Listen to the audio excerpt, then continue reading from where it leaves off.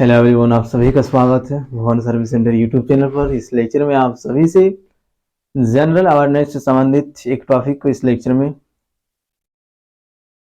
अध्ययन किया जाएगा। आप सभी जो भी न्यू कैंडिडेट्स इस चैनल पर विजिट किए हैं, सभी कैंडिडेट्स चैनल को सब्सक्राइब करके बेल आइकन को प्रेस करके रख लेंगे, ताकि हमारे माध्यम से जो भी नोटिफिकेशन रिलीज की जाएगी उसकी अधिसूचना आप सभी को सबसे पहले प्राप्त हो सकें। तो इस लेक्चर को स्टार्ट करते हैं। इस लेक्चर में जनरल अवेयरनेस से संबंधित इस टॉपिक को पूर्ण रूप से क्लियर किया जाएगा, तो सभी एस्पिरेंट अंतिम तक बने रहेंगे इस लेक्चर में। इस लेक्चर में आप सभी से गांधी युग से संबंधित जो भी फैक्ट है उसको क्लियर किया जाएगा, और गांधी युग है क्या, इस गांधी युग के दौरान क्या क्या चीजें हुई हमारे भारत में, उस सभी फैक्ट से रिलेटेड आप सभी से डिस्कशन किया जाएगा। तो ये टॉपिक जो है गांधी युग, इससे संबंधित क्वेश्चन कॉम्पिटिटिव एग्जामिनेशन में आप सभी को देखने को मिलती है जनरल अवेयरनेस सेक्शन में। तो आप यदि किसी भी कॉम्पिटिटिव एग्जामिनेशन देते हैं तो लगभग सभी एग्जामिनेशन में जनरल अवेयरनेस से संबंधित क्वेश्चन पूछी जाती है, क्योंकि लगभग बोलने का कारण यह है इंजीनियरिंग एग्जामिनेशन जो है, जो कि टेक्निकल फील्ड, उसमें किसी किसी एग्जामिनेशन में जनरल अवेयरनेस से संबंधित क्वेश्चन एक भी नहीं पूछी जाती है, इसलिए लगभग बोला जा रहा है यहाँ पर। तो आप सभी मान के चलें कि लगभग सभी एग्जामिनेशन में जनरल अवेयरनेस से संबंधित क्वेश्चन पूछी जाएगी। जैसे कि एसएससी के सभी एग्जामिनेशन में जनरल अवेयरनेस से संबंधित क्वेश्चन पूछी जाती है, रेलवे के सभी एग्जामिनेशन में जनरल अवेयरनेस से संबंधित क्वेश्चन पूछी जाती है, टीचर भर्ती परीक्षाओं में भी जनरल अवेयरनेस से संबंधित क्वेश्चन पूछी जाती है। आप सभी के लिए गांधी युग को पढ़ना जरूरी है। इस लेक्चर में सभी अंतिम रूप से बने रहेंगे और गांधी युग का पूर्ण रूप से ज्ञान अर्जन करेंगे। तो गांधी युग को स्टार्ट करते हैं। इस लेक्चर में गांधी जी का जन्म कब होता है, तो सबसे पहले गांधी जी के जन्म से ही स्टार्ट किया जाएगा इस लेक्चर को। गांधी जी की जन्म 2 अक्टूबर 1869 ईस्वी को होती है।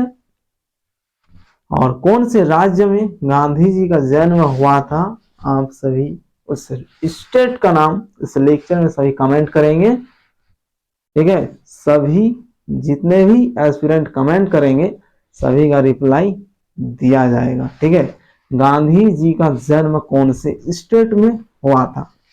ठीक है, ये एक क्वेश्चन आप सभी को दिया जा रहा है। तो उसका जन्म 2 अक्टूबर 1869 ईस्वी को हुआ था। इसके बाद 1893 ईस्वी को गांधी जी कुछ कानूनी मकसदों के लिए दक्षिण अफ्रीका गए, क्योंकि गांधी जी एक प्रकार के वकील भी थे और भारत में परंपरागत से चल रही उपचार के क्षेत्र में भी गांधी जी का अनेक ज्ञान अर्जन किया हुआ था। और गांधी जी भारत में अपनी जो भी नॉलेज थे उसी के बदौलत बहुत सारे व्यक्तियों का भी चिकित्सक के रूप में भी कार्य किए हैं। ठीक है, ये सभी गांधी जी का ही देन था। उस टाइम पे डॉक्टर नहीं हुआ करते थे, उस टाइम पे जड़ी बूटी से ही इलाज किया जाता था, क्योंकि डिजिटलीकरण आने से और भी सभी चीजें सुविधा हो गई है सभी का। क्योंकि डिजिटलीकरण होने से जैसे एक्सरे अभी किया जाता है, जिस प्रकार ये सभी डिजिटल के बदौलत ही किया जा रहा है। ये सभी चीजें पहले नहीं हुआ करती थी, उस टाइम पे जड़ी बूटी ही चलती थी दवाई के रूप में। तो 1893 ईस्वी को दक्षिण अफ्रीका गए गांधी जी। वहां जाके कुछ साल रहने के बाद गांधी जी पुनः वापस आते हैं वहां से इंडिया। और कब आते हैं, जो जो चीजें पूछी जाएंगी एग्जामिनेशन में उन सभी मैन फैक्ट को ही आप सभी के समक्ष रखेंगे, ताकि इधर उधर का जो भी फैक्ट है उसको इस लेक्चर में नहीं दिया जाएगा। जो मैन फैक्ट्स है, जहां से क्वेश्चन पूछी जाती है एग्जामिनेशन में और पूछी भी गई है, उन सभी फैक्ट को इस लेक्चर में जोड़ा जाएगा। ठीक है, तो एक क्वेश्चन ये बनती कि गांधी जी दक्षिण अफ्रीका कब गए थे, ठीक है, क्वेश्चन भी साथ में लेके चलेंगे लेक्चर के साथ। तो इसका राइट आंसर हो जाएगा 1893 ईस्वी, ठीक है। और पुनः उधर से वापस आने का ईस्वी क्या रहा है, जब गांधी जी दक्षिण अफ्रीका से वापस आए इंडिया, कौन सा सन में आए थे, ये भी एक क्वेश्चन जनरल अवेयरनेस में पूछी जाती है। इसकी राइट आंसर होगी 1915 ईस्वी। 1915 ईस्वी को जब गांधी जी भारत आए, उस टाइम पे भारत में अंग्रेज थे, ठीक है। आने के बाद ही अंग्रेजों द्वारा आजाद हिंद की उपाधि गांधी जी को दे दी गई। कब? आजाद हिंद की उपाधि गांधी जी को अंग्रेज द्वारा 1915 ईस्वी को प्रदान की गई थी, ठीक है। तो गांधी जी समझ चुके थे उस टाइम पे क्या होने वाली है,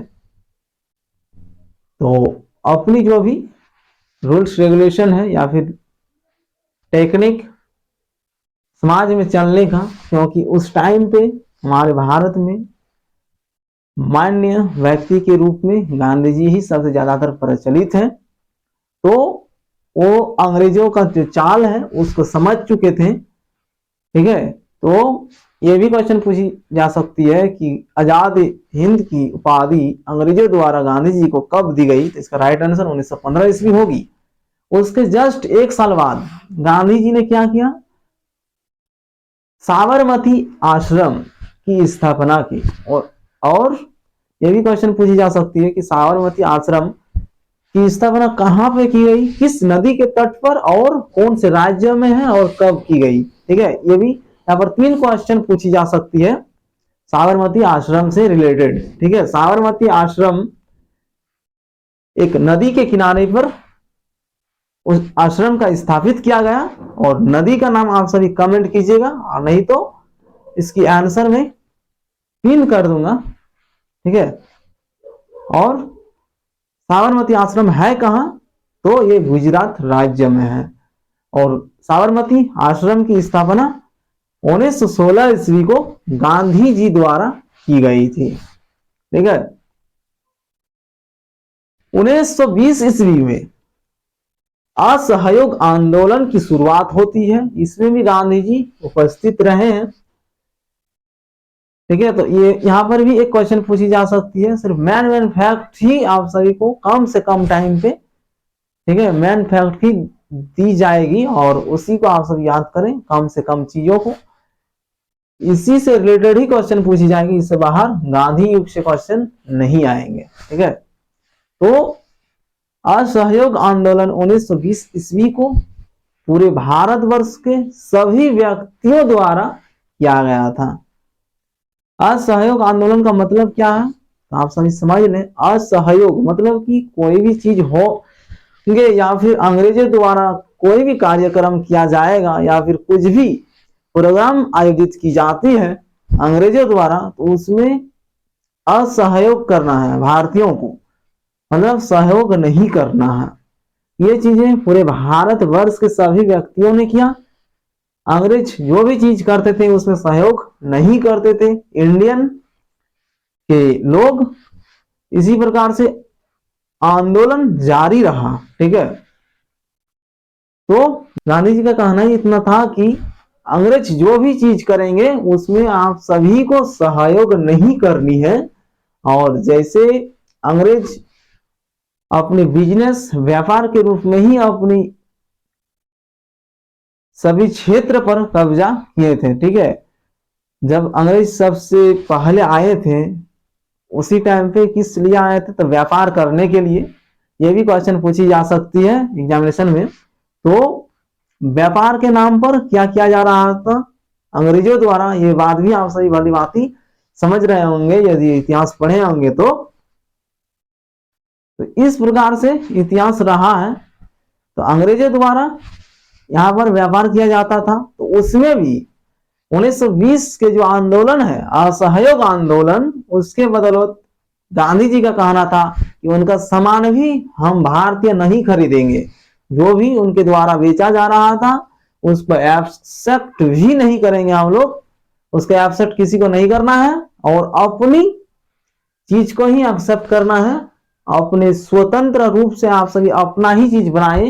जैसे वस्त्र भी अंग्रेजों द्वारा बेचा जा रहा था उस टाइम पे, तो गांधी जी का कहना था कि हम सभी अंग्रेजों से वस्त्र नहीं खरीदेंगे और अपनी सेल्फ डिफेंड होकर हम सभी वस्त्र निर्माण करेंगे और उसी का परिधान करेंगे हम भारतीय। और अंग्रेजों के पास से किसी भी व्यक्ति को कोई भी चीज खरीदनी भी नहीं है। यह आंदोलन 1920 ईस्वी को हुआ था, जिसे असहयोग आंदोलन नाम दिया गया। इसके बाद एक और आंदोलन होता है 1922 ईस्वी को। वो आंदोलन चोरी चोरा कांड से प्रचलित है इतिहास में। तो यह भी क्वेश्चन पूछी जा सकती है कि चोरी चोरा कांड कब हुआ था, तो इसका राइट आंसर 1922 ईस्वी हो जाएगा। इसके बाद गांधी जी 1924 ईस्वी को चुनाव में प्रतिनिधित्व करने के लिए आते हैं और चुनाव में भी गांधी जी जीत जाते हैं 1924 ईस्वी को। जीतने के बाद 6 साल उन्होंने अपनी सेवाएं दी, ठीक है। और इसी दरमियान फिर बहुत सारे लोगों का इलाज भी जारी रहा था गांधी जी का, जो कि एक चिकित्सक के रूप में कार्य कर रहे थे। जिस प्रकार मनुष्य उस टाइम पे किसी भी बीमारी से तड़प रहे थे तो उनका भी इलाज गांधी जी क्या करते थे, क्योंकि उनके पास नॉलेज था तभी तो कर रहे थे, नॉलेज की बदौलत ही सभी चीजें हो रही है। तो 6 साल समाज सेवा करने के बाद 1930 में फिर आंदोलन खड़ा होता है किसका, उस टाइम पे जिस प्रकार से अंग्रेजों द्वारा ही नमक बेचा जाता था, तो गांधी जी का कहना ही इतना था कि उन सभी से जो अंग्रेज आए थे वो लोग जो भी व्यापार करेंगे या फिर कुछ भी सामान बेचते हैं उसको खरीदना नहीं है, और अंग्रेज जो नमक है वो भी बेचते थे। तो गांधी जी का कहना था कि हम सभी उनसे नमक भी नहीं खरीदेंगे और सेल्फ डिपेंड होकर हम सभी नमक का भी निर्माण करेंगे, ठीक है। तो 1930 ईस्वी को गांधी जी द्वारा साबरमती आश्रम के पास ही नमक कानून को तोड़ा गया और गांधी जी द्वारा और हम सभी भारतीयों के सहयोग से ही नमक कानून को तोड़ सके और हम भारतीय ने नमक को तैयार किया और उसी नमक को फिर खा रहे थे उसी टाइम पे। अभी भी हम सभी नमक खा रहे हैं। यह इतिहास 1930 ईस्वी का रहा है। उस टाइम पे अंग्रेज बेचा करता था नमक, लेकिन हम भारतीयों ने उस कानून को तोड़ते हुए नमक निर्माण भी किया है, क्योंकि हम भारतीय किसी भी कार्य में पीछे नहीं रहे हैं। जो भी चीजें हो रही है इंजीनियरिंग से लेकर टेक्निकल फील्ड में हो या फिर वायुयान में हो, सभी क्षेत्र में हम भारतीय धीरे धीरे आगे बढ़ते जा रहे हैं अभी वर्तमान में भी। तो इतिहास भी काफी लंबा रही है इसके पीछे। तो 1930 ईस्वी को नमक कानून को तोड़ दिया गया, ठीक है। साबरमती आश्रम के पास ही, साबरमती आश्रम से कुछ किलोमीटर की यात्रा भी हुई थी जिसे पैदल यात्रा के नाम से प्रचलित है, वह भी 1930 ईस्वी को ही हुई थी। 1928 ईस्वी को साइमन कमीशन का भारत में आगमन होता है। साइमन कमीशन का आगमन भारत में कब हुआ, यह क्वेश्चन भी एक पूछी जा सकती है एग्जामिनेशन में। कौन सा क्वेश्चन आप सभी से पूछ लिया जाएगा इसकी कोई गारंटी नहीं है, इसलिए जनरल अवेयरनेस में सभी को प्रिपेयर पूर्ण रूप से कर लेना होगा अधिक से अधिक। तो साइमन कमीशन 1928 ईस्वी को भारत में आगमन होता है उसका। भारतीयों द्वारा साइमन कमीशन गो बैक के नारे के साथ साइमन कमीशन को वापस जाने के लिए आग्रह किया जा रहा था। साइमन कमीशन गो बैक, इसका मतलब होता है कि साइमन कमीशन आप यहां से चले जाएं, ठीक है। तो ये एक क्वेश्चन पूछी जा सकती है, इसकी राइट आंसर 1928 ईस्वी होगी। प्रथम गोलमेज सम्मेलन 1930 ईस्वी को लंदन में हुआ था। द्वितीय गोलमेज सम्मेलन 1931 ईस्वी को लंदन में ही हुआ था। उस टाइम पे गांधी जी भी मौजूद रहे थे वहां। 1932 ईस्वी को तृतीय गोलमेज सम्मेलन भी हुआ था। यह भी क्वेश्चन पूछी जा सकती है, तो सभी को याद रखना यहाँ पर 3 गोलमेज सम्मेलन का उल्लेख किया गया है। फर्स्ट गोलमेज सम्मेलन 1930 ईस्वी, दूसरी गोलमेज सम्मेलन 1931 ईस्वी, तीसरा गोलमेज सम्मेलन 1932 ईस्वी। और 1932 ईस्वी को पुनः समझौता भी हुआ था। तो ये भी एक क्वेश्चन पूछी जा सकती है, पुनः समझौता किस ईस्वी को हुई थी, तो उसमें सभी को 1932 ही क्लिक करना है। नेक्स्ट आते हैं 1942 को सभी भारतीयों द्वारा भारत छोड़ो आंदोलन की शुरुआत होती है। ठीक है, उस टाइम पे अंग्रेज ही शासन कर रहे थे हमारे भारत में। सभी भारतीयों का उत्सुक इसलिए थे कि हमारे भारत देश अंग्रेजों से आजाद हो, क्योंकि इतिहास में जब व्यापार करने आते हैं अंग्रेज, उस टाइम पे यहाँ पे राजा होते हैं, लेकिन उनसे कहा जाता है कि हम सभी यहाँ पर व्यापार करने के लिए आते हैं, लेकिन यहाँ के राजा उनको मंजूरी प्रदान करते हैं कि आप कर सकते हैं। इसी प्रकार से धीरे धीरे उन्होंने अपनी शक्ति जमाते हुए अंततः भारत को अपने कब्जे में ले लिया। ठीक है, उसी की अपने भारत को पुनः प्राप्त करने के लिए हम भारतीयों ने बहुत सारे संघर्ष भी किए हैं। तो अंतिम रूप से 1942 ईस्वी को भारत छोड़ो आंदोलन की शुरुआत होती है। अंततः 15 अगस्त 1947 को हमारे भारत देश पूर्णतः आजाद हो जाते हैं। उससे पहले ही जब भारत छोड़ो आंदोलन 1942 को शुरू हो चुकी थी, उसके बाद ही 1946 ईस्वी को हमारे भारत में संविधान निर्माण कार्य भी शुरू हो चुकी थी। तो भारत देश आजाद कब हुआ, ये क्वेश्चन थोड़ा वायरल क्वेश्चन है, फिर भी आप सभी समझ लें 15 अगस्त 1947 ईस्वी को ही सभी को क्लिक करना है। यदि क्वेश्चन ये पूछ ली जाती है तो 15 अगस्त 1947 ईस्वी। और संविधान निर्माण कार्य किस ईस्वी को शुरू हुआ था, तो इसमें भी सभी को 1946 ईस्वी ही क्लिक करना है। ठीक है, तो भारत देश आजाद होने के बाद गांधी जी कुछ दिन अपनी जीवन शैली को जी पाए थे। उसके बाद गांधी जी की हत्या कर दी जाती है एक मर्डर के रूप में, और हत्या करने वाले हमारे भारतीय ही थे, जिनका नाम होता है नाथूराम गोडसे, जिन्होंने महात्मा गांधी को 30 जनवरी 1948 को शाम 4 बजे के टाइम पे गोली मार के उनका देहांत कर दिया जाता है नाथूराम गोडसे के द्वारा। यह रहा गांधी युग का इतिहास। सभी क्वेश्चन इसी के अंदर में ही पूछी जाएंगी गांधी युग से रिलेटेड। तो गांधी युग और इससे अधिक किसी को नहीं पढ़नी है, इतना ही आप सभी यदि एक बार में याद नहीं होता है 2 बार याद करें, 3 बार याद करें, इसी के अंदर में से सभी क्वेश्चन पूछी जाएंगी। ठीक है, और ये सभी चीजें फिर जैसे कि बोर्ड एग्जामिनेशन होते हैं उन सभी परीक्षाओं में भी पूछी जा सकती है।